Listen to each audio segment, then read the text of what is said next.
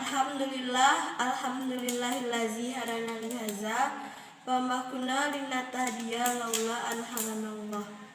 Asyhadu an la ilaha illallah wahdahu la syarikalah wa asyhadu anna Muhammadan abduhu wa rasuluh.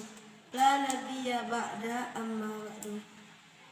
Puji syukur kita ucapkan kehadiran Allah yang telah memberikan kesehatan sehingga saya dapat membuat video pada hari ini. Salawat berangkaikan salam tak bosan juga kita sampaikan kepada Nabi besar kita, yakni Nabi Muhammad SAW, dengan melafazkan Allahumma sholli ala Sayyidina Muhammad wa ala ali Sayyidina Muhammad.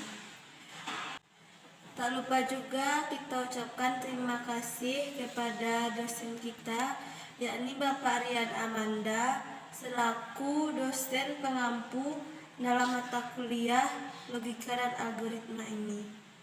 Perkenalkan, nama saya Suci, NIM 2522340. Saya dari Fakultas Tarbiyah dan Ilmu Keguruan dari Prodi Pendidikan Teknik Informatika dan Komputer. Saya di sini akan membawakan mata kuliah logika dan algoritma dengan materi pentingnya logika dan algoritma. Pada dasarnya, semua program komputer yang dibuat merupakan implementasi dari proses yang ada di kehidupan nyata yang ditransformasikan ke dalam bentuk kode program sehingga dapat dijalankan menjadi komputer untuk membantu user dalam menjalankan kegiatannya. Definisi logika. Kita seringkali mendengar mari kita berpikir dengan logis atau mari kita menggunakan logika kita. Kiranya perkataan seperti ini kerap kali kita dengar di kehidupan sehari-hari secara umum. Kalimat logis atau logika merujuk pada cara seseorang dalam berpikir dengan cara yang wajar serta memiliki alasan dan memiliki hubungan yang rasional serta dapat dimengerti walaupun belum tentu apa yang dilakukannya disetujui sebagai sesuatu yang benar atau salah. Definisi algoritma. Algoritma pertama kali diperkenalkan oleh seorang ahli matematika yang bernama Abu Abdullah Muhammad ibn Musa al-Khwarizmi. Ia berasal dari Persia, yang berasal dari kata algoritma ini telah dikenal dengan sebutan algoritma sebagai nama atas temuannya tersebut. Pada prinsipnya, algoritma dari sebuah proses ada 3 tahapan seperti terdapat inputan yang dimasukkan ke dalam proses dan dari proses akan menghasilkan output atau keluaran. Sebagai contoh algoritma dalam kehidupan sehari-hari, ketika kita membuat mie instan, maka kita dapat menyusun urutannya. Seperti 1. Menyalakan kompor, 2. Memasukkan air ke panci dan merebus air tersebut hingga mendidih, 3. Masukkan mie instan, tunggu hingga matang, 4. Tuangkan mie ke dalam mangkuk, 5. Masukkan bumbu ke mangkuk, 6. Dan mie instan siap dihidangkan. Secara sederhana, algoritma dapat digambarkan seperti di atas. Algoritma memasak mie instan di mana proses-proses yang ada kita kerjakan secara berurutan, mulai dari inputan, memasukkan air, dan memasukkan mie instan, kemudian dilanjutkan proses perebusan sampai matang, kemudian memasukkan bumbu hingga menghasilkan output dan berupa mie instan siap untuk dihidangkan. Selanjutnya, kriteria algoritma. Beberapa kriteria yang harus dimiliki oleh suatu algoritma hingga bisa dikatakan sebagai algoritma yang baik menurut Donald Knuth adalah 1. Input. Suatu algoritma harus memiliki inputan baik 0 inputan atau lebih. Jika suatu algoritma dapat dimiliki lebih dari 1 inputan, atau bahkan tidak memiliki inputan sama sekali. 2. Output. Output harus dihasilkan oleh sebuah algoritma, karena akan sia-sia apabila sebuah algoritma tidak menghasilkan keluaran sama sekali. 3. Finiteness. Sesuai proses pasti akan berhenti ketika hasil yang diharapkan sudah tercapai. 4. Definiteness. Algoritma yang dibuat tidak akan menimbulkan makna ganda, sehingga setiap proses yang dijalankan tidak menimbulkan multitafsir kepada pelakunya, agar hasil yang dicapai sesuai dengan yang diharapkan. 5. Efektif. Setiap proses dalam algoritma harus dibuat seefektif mungkin, karena setiap proses dalam algoritma memerlukan waktu dan dieksekusi, sehingga kita harus memastikan tidak ada proses yang sia-sia dalam algoritma. Seperti contohnya, kita tidak perlu menambahkan garam ke air laut untuk mendapatkan rasa asin dari air laut tersebut. Materi selanjutnya yaitu struktur algoritma. Algoritma secara umum memiliki 3 struktur dasar, yaitu perulangan, percabangan, dan perurutan atau sekuensial. 1. Perulangan atau looping. Pada kehidupan sehari-hari, banyak pekerjaan yang kita lakukan secara berulang-ulang, seperti makan, minum, mencuci, dan lain sebagainya, di mana pekerjaan tersebut akan kita lakukan sampai pada batas tertentu hingga proses tersebut dihentikan. 2. Percabangan. Percabangan merupakan proses pemilihan selanjutnya pada keadaan tertentu. Hal ini terjadi karena pada suatu algoritma bisa terjadi keadaan yang tidak pada mestinya, sehingga kita diminta untuk menentukan proses apa yang akan selanjutnya kita lakukan apabila keadaan tersebut terjadi. Misalnya kita memiliki algoritma berangkat kuliah, kemudian terjadi cuaca hujan, maka kita akan diminta untuk memilih proses selanjutnya. Yang ketiga, berurut atau sekuensial merupakan suatu proses urutan algoritma sesuai dengan urutannya, di mana dalam algoritma ini memiliki kondisi yang ideal atau tidak terjadi kondisi perulangan ataupun percabangan, sehingga proses akan berjalan terurut mulai dari proses 1 sampai proses berikutnya. Bagaimana menyusun algoritma yang baik? Ada 2 hal yang penting ketika kita membuat proklamasi. Yang pertama algoritma, yang kedua struktur data. Kedua hal ini menjadi penting karena tidak dapat menghasilkan program yang baik ketika kita hanya memiliki algoritma yang baik, namun yang pemilihan struktur data yang buruk. Baiklah, kita akan lanjut ke bab 2 dengan judul algoritma dalam pemrograman. 1. Bahasa pemrograman. Bahasa pemrograman adalah bahasa yang digunakan kepada perangkat keras agar dapat melakukan sesuai dengan apa yang diperintahkan.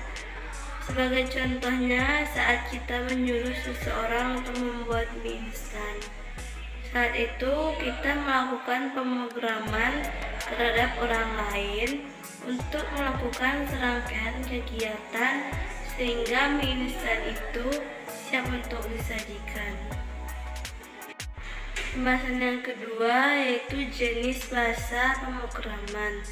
Jenis bahasa pemrograman dapat dikelompokkan menjadi 2 macam berdasarkan tingkatannya, yaitu bahasa tingkat tinggi dan bahasa tingkat rendah.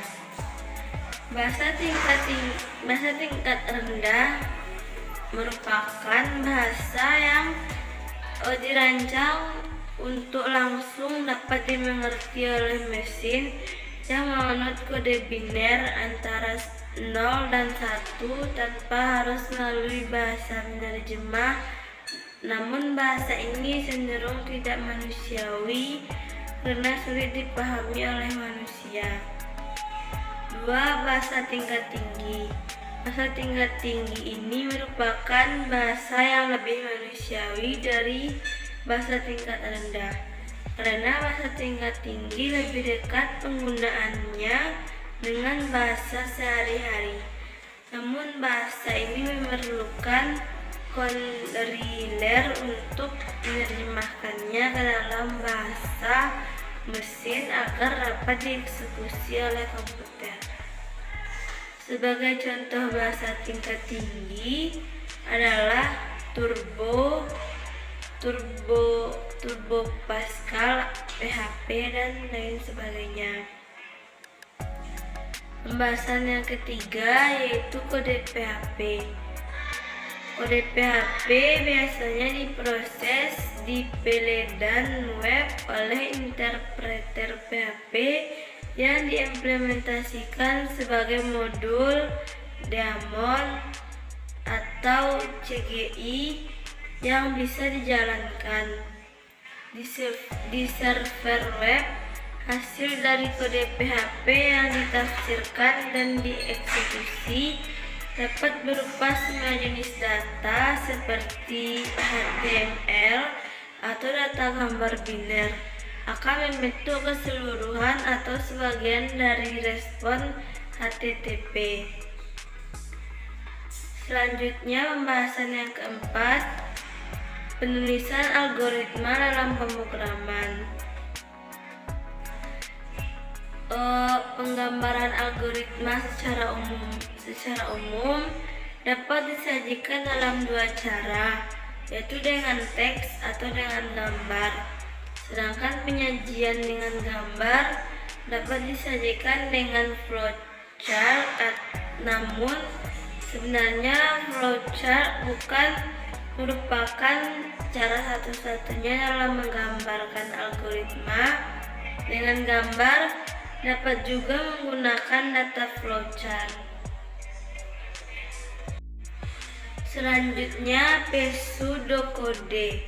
Pseudokode adalah suatu kode yang ditulis mirip dengan kode yang sebenarnya dan ditulis berdasarkan bahasa pemrograman tertentu sehingga lebih mudah dikomunikasikan dengan programmer karena lebih terperinci. Contoh kasus algoritma dalam menghitung luas persegi. 1. Masukkan nilai panjang. 2. Masukkan nilai lebar. 3. Tentukan rumus menghitung luas adalah panjang kali lebar. 4. Lakukan perhitungan. 5. Tampilkan hasil. Pembahasan yang selanjutnya yaitu flowchart. Flowchart adalah penggambaran algoritma dengan menggunakan media gambar dan simbol untuk menyelesaikan suatu permasalahan. Dengan menggunakan suatu permasalahan, media flowchart kita dapat mengkomunikasikan algoritma yang kita buat kepada seluruh tim pengembang sehingga sistem yang dibangun dapat sesuai dengan yang diinginkan.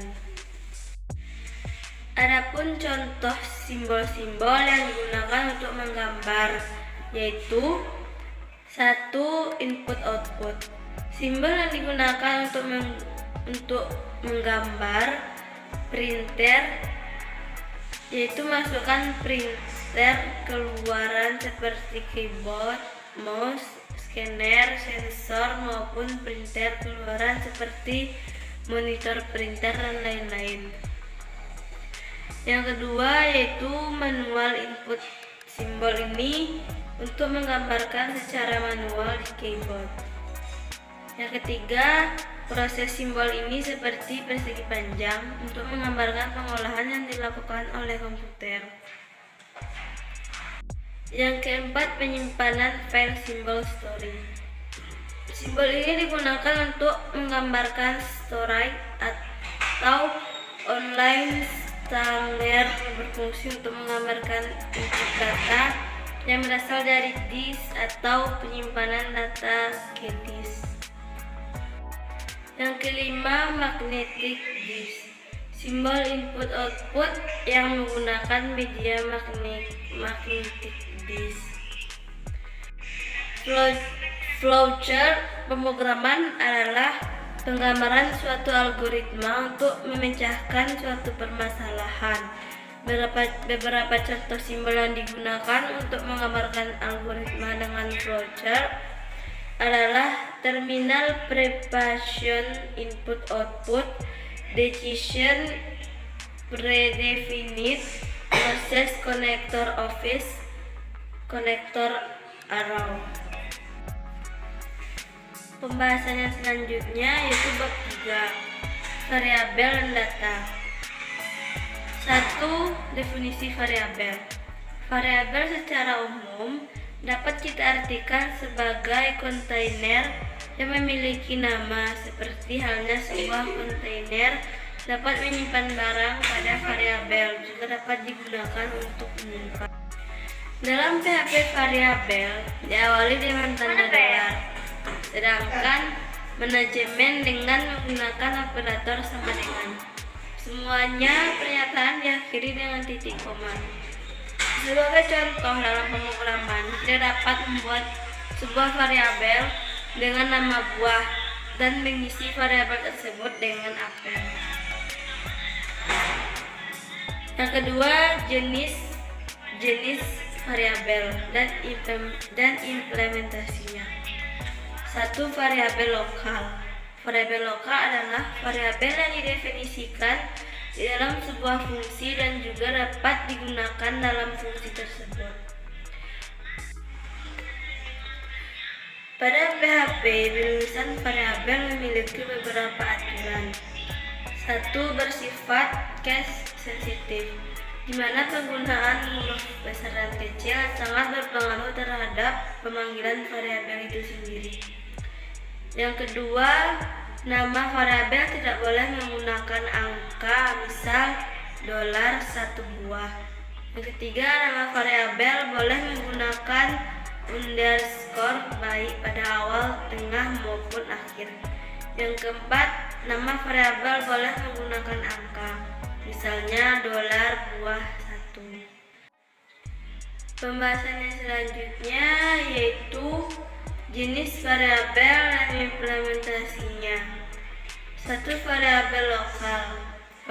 Variabel lokal adalah variabel yang didefinisikan dalam sebuah fungsi dan juga hanya digunakan dalam fungsi tersebut. 2. Variabel global adalah variabel yang dideklarasikan di luar sebuah fungsi, dan ketika ingin menggunakannya di dalam fungsi, kita tinggal mendeklarasikan di dalam fungsi yang kita buat, dan jangan lupa ditambahkan kata global di depan variabel tersebut. 3. Variabel statistik.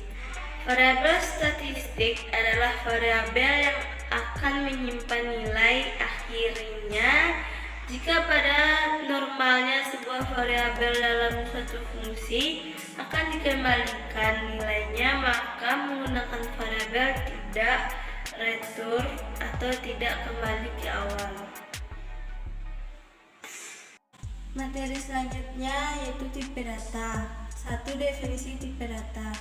Tipe dan data berfungsi untuk menentukan nilai apa saja yang dapat dimasukkan pada satu variabel.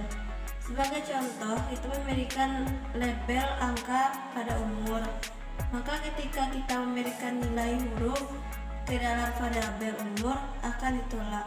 Selain itu, tipe data juga menentukan besaran memori yang digunakan, karena setiap tipe data memiliki besaran alokasi memori yang berbeda-beda.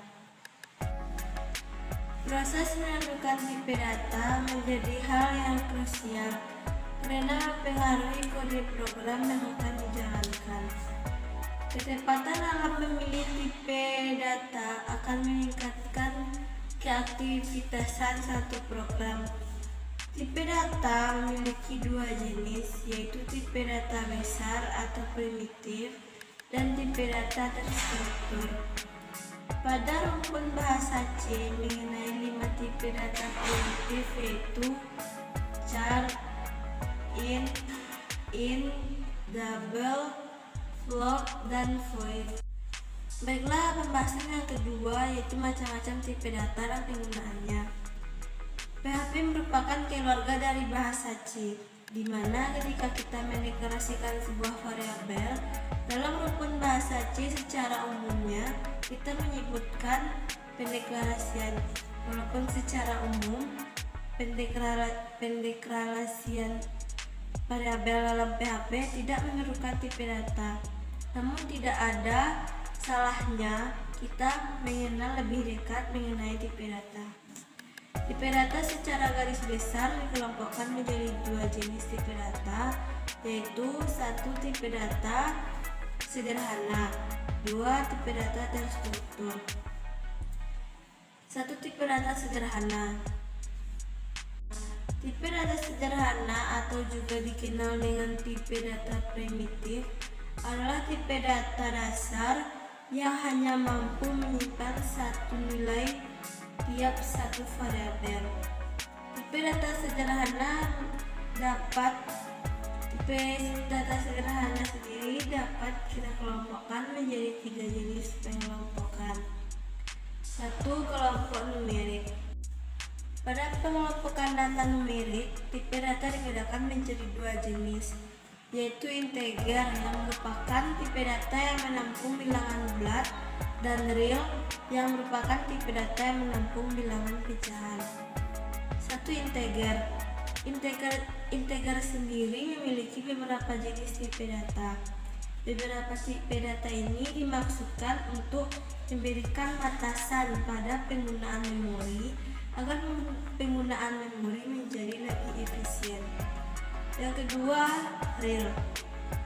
Tipe real merupakan tipe data yang digunakan untuk menyimpan bilangan pecahan. Adapun cara penulisannya dapat dilakukan secara biasa maupun dengan cara yang spesifik. Kelompok yang kedua yaitu kelompok char. Kelompok char atau karakter adalah tipe data yang hanya mampu menyimpan satu karakter atau sama halnya menggunakan satu bytes. Satu bytes sama dengan B bit. Yang ketiga yaitu kelompok boolean.